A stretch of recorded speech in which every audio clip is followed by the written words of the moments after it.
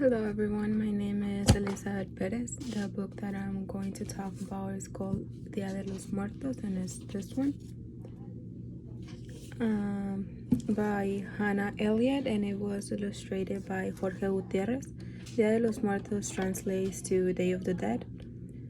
The plot of the book, or the summary, will be that the book tells us about the celebration of Dia de los Muertos. For example, how they decorate the altars for their loved ones that are not with us anymore because they passed away, and also how they began to celebrate this festivity. They began to decorate at the end of October by dressing skeletons, like in this picture right here. This is how they decorate them. They even paint them and put clothes on them. And also they decorate skulls and some of those are made out of sugar.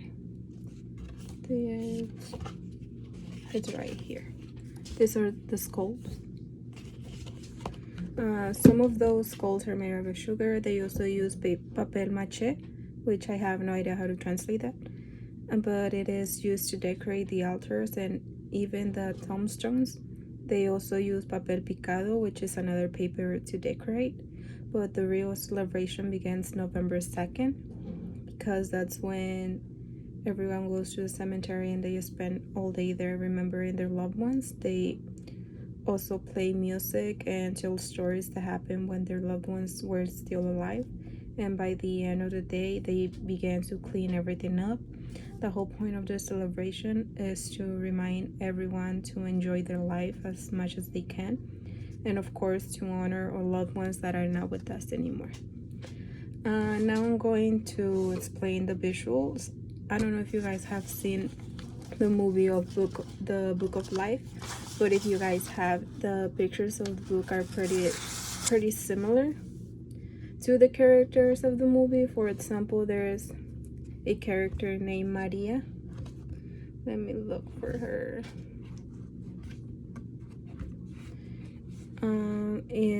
In the movie and this book, we can see that one of those drawings, it's pretty similar to her because they are wearing pretty much the same dress. It's right, this one. But the whole point of the pictures is so we can see how they decorate the altars and the cemeteries, how the sugar skulls are supposed to look like, and how they decorate the skeletons. Also to show us the food they make for Dia de los Muertos, and like pan de muertos, which translates to bread of the dead. It's this one right here. And all of those visuals are pretty much to explain the story better. The pictures of this book are very bright and there are many different colors, but the main ones are brown and black. The colors are very strong and vibrant, as you guys can see in the book. They are all really pretty colors. The genre will be nonfiction because it's an informative book that explains a holiday that happens all over Mexico every year, and it only gives facts about the things they do during the holiday. And it's also a children's book that it's pretty much like an adventure.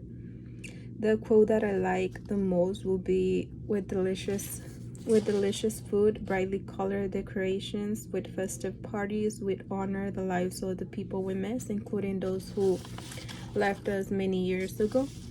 I really like this quote because it reminds me of when I used to live in Mexico and how beautiful that holiday is.